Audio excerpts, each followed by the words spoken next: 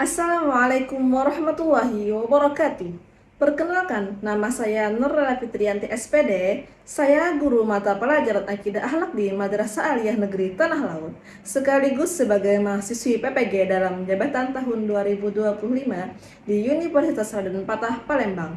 Dengan nomor peserta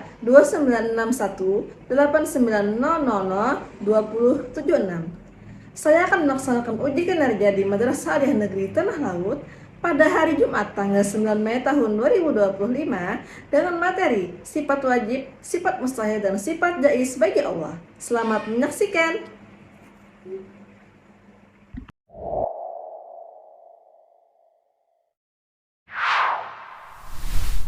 Everything is never as it seems. Assalamualaikum warahmatullahi wabarakatuh.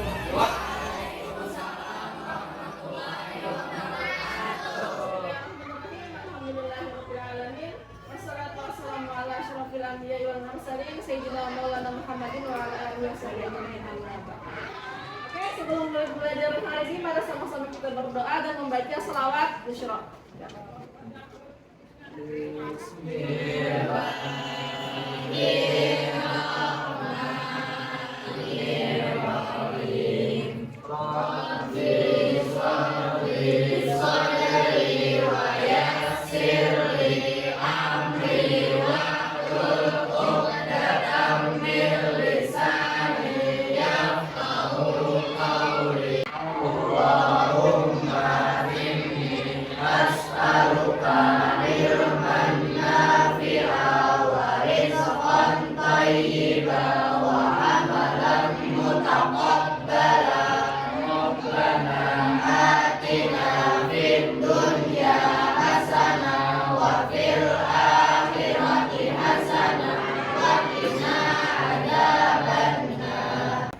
Bagaimana kabarnya hari ini? Baik.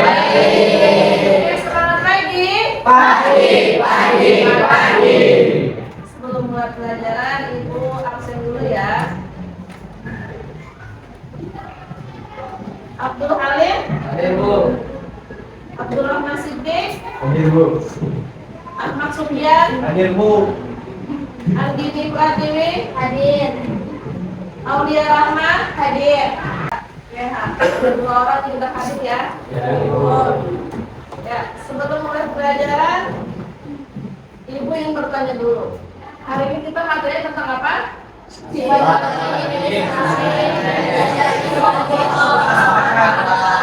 Mengapa kita perlu mengenal sifat-sifat Allah? Supaya apa? Supaya bisa lebih dekat Untuk menguatkan kepada Allah. Iya. Kita langsung saja buka slide-nya.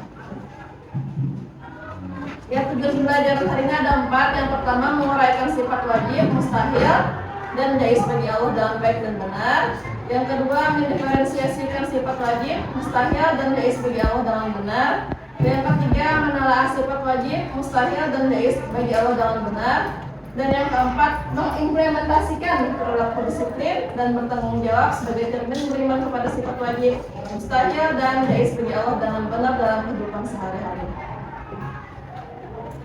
Ya, sifat Allah itu ada 3. Yang pertama ada sifat wajib, sifat mustahil, dan sifat jaiz. Ya, sifat wajib bagi Allah. Coba bacakan Bang Abdul Halim.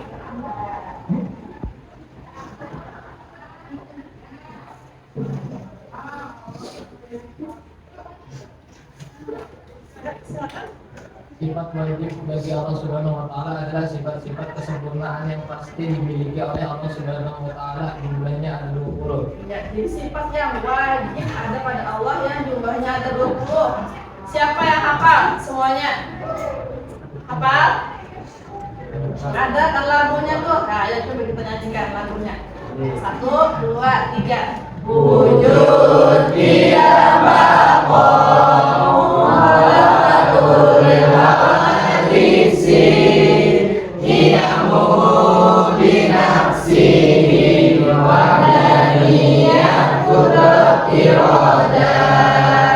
Ilmu hal yang sama, rasa kalam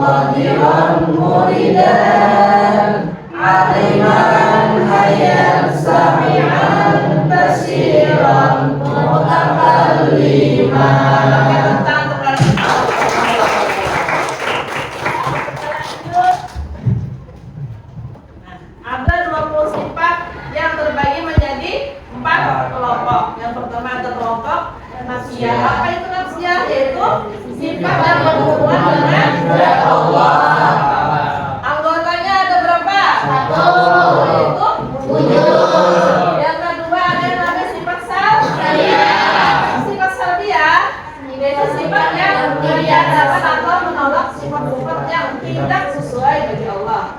Ada berapa anggotanya? 4. Ya, yang pertama ada tidak, bakal, mukhalafah hawadits, yang sendirian, ya. Yang ketiga ada namanya sifat ma'ani, yaitu sifat-sifat yang wajib bagi Allah. Anggotanya ada kudrat, iradat, ilmu, hayat, sama, basar. Yang keempat ada yang namanya sifat ma'nawiyah. Katanya ada apa aja? Qadiran, muridan, aliman, hayyan, sami'an, basiran, mutaqalliman. Iya. Kita lanjut ke slide berikutnya.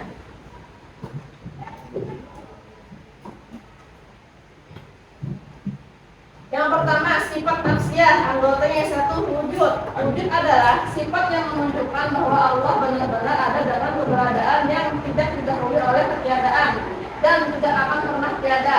Nah, artinya Allah itu tidak ada yang mendahului. Itu sifat nafsiyah. Yang kedua sifat salbiyah. Yang pertama idam. Idam berarti bahwa Allah telah ada sejak dahulu tanpa awal. Yang kedua baqa, artinya Allah tidak akan pernah mati dan tidak akan hilang, tidak akan musnah, selalu ada tanpa ada. Yang ketiga ada mukhalafah hawadits, artinya Allah tidak sama dengan makhluknya dalam zatnya maupun perbuatannya. Yang keempat ada yang namanya qiyamuhu binafsi, artinya Allah berdiri dengan sendiri tanpa bergantung dengan makhluk, ruang, waktu atau sebab apapun. Yang kelima wahdaniyah, artinya satu.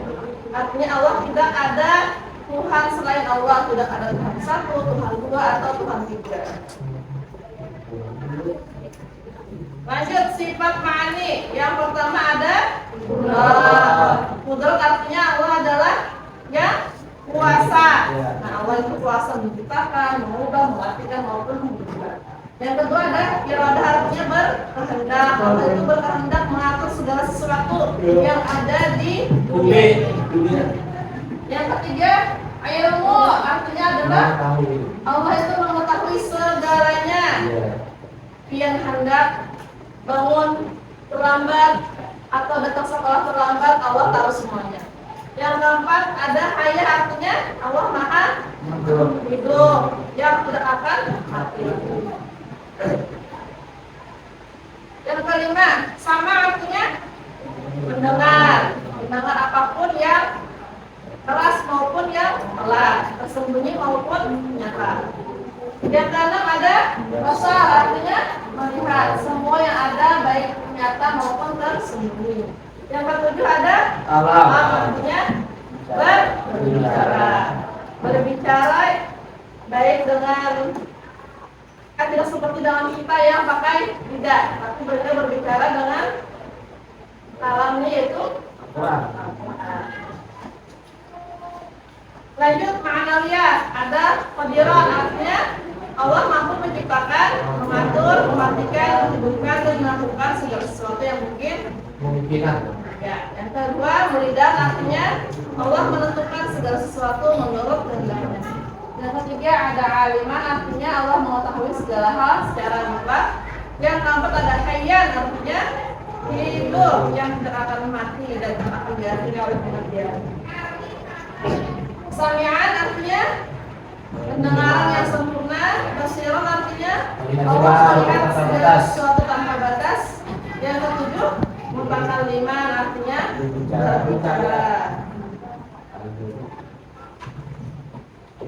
Nah, lanjut ke sifat mustahil bagi Allah. Apa itu sifat mustahil? Sifat mustahil adalah sifat yang tidak mungkin dilakukan oleh Allah. Jumlahnya sama, ada 20. Nah, yang pertama ada Adam, artinya tidak ada. Yang kedua wujud, artinya wujud. Yang ketiga wahid, ya artinya yang keempat mengatakan beberapa lagi yang pertama dengan tahu. Yang artinya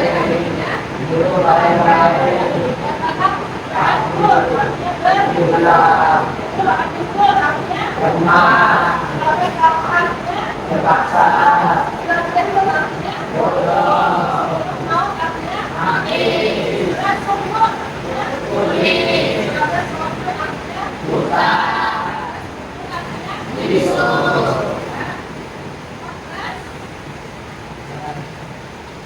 kita artinya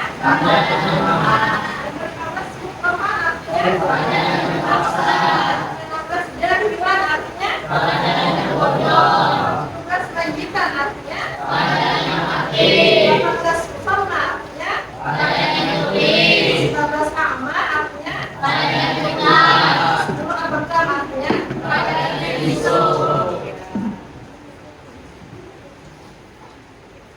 Yang terakhir sifat jais bagi Allah. Apa itu artinya sifat jais?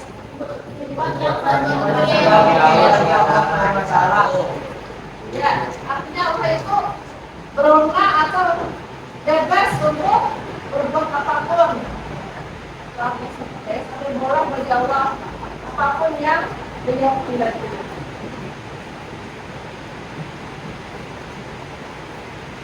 Dalam meyakini sifat-sifat Allah dan dalam melaksanakannya. Yang pertama ada dalam bentuk ucapan. Contohnya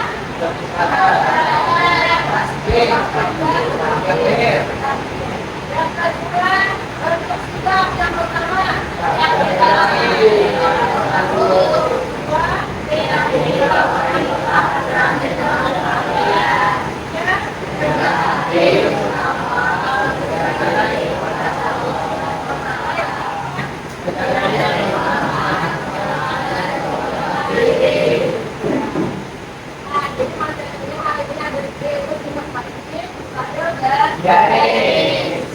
Hari ini materinya itu saja. Apakah ada yang bertanya? Ya, kata Abdul Halim. Apa jika seseorang meyakini Allah memiliki sifat mustahil? Ya, ada yang tahu jawabannya? Apa akibat jika seseorang memiliki sifat mustahil? Dan jawabannya? Jawabannya adalah kalau ini orang meyakini Allah memiliki sifat mustahil, maka akan merusak akidahnya, akan merusak kepercayaannya, akan merusak masalah. Tapi kalau kita berarti pertanyaannya, kita harus merusak.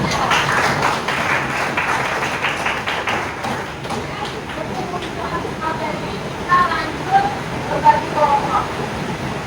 Kelompoknya ada 5. Namanya ada berapa? Kalau berenang.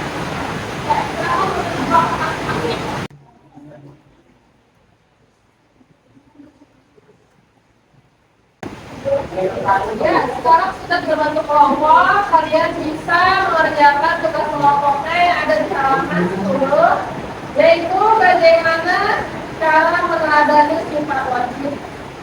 Yang pertama ada wujud, nah, cari bagaimana cara meneladani. Ya, silakan dikerjakan.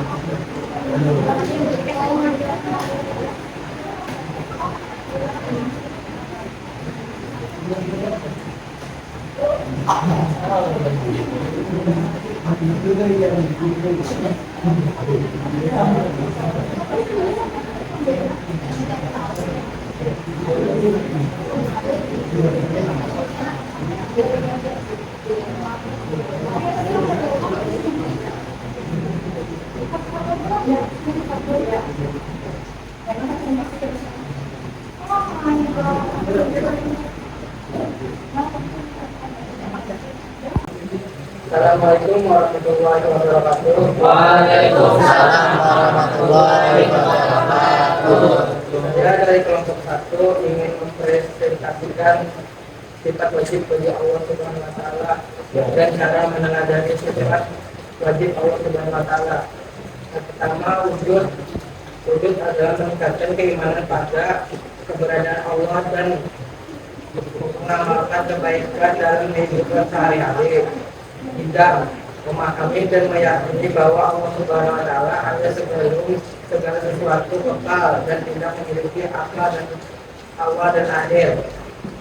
Bahwa memperbanyak ibadah, ikhlas dalam beramal dan tidak putus asa dari rahmat Allah. Kepala usul yang awal isi, ya, yakni bahwa sungguh sesuatu apapun tidak ada yang menyerupai Allah, baik di dalam zatnya, sifat-sifatnya maupun perbuatan-perbuatannya. Yang memubinah sini sifat yang menunjukkan kemandiriannya yang mutlak.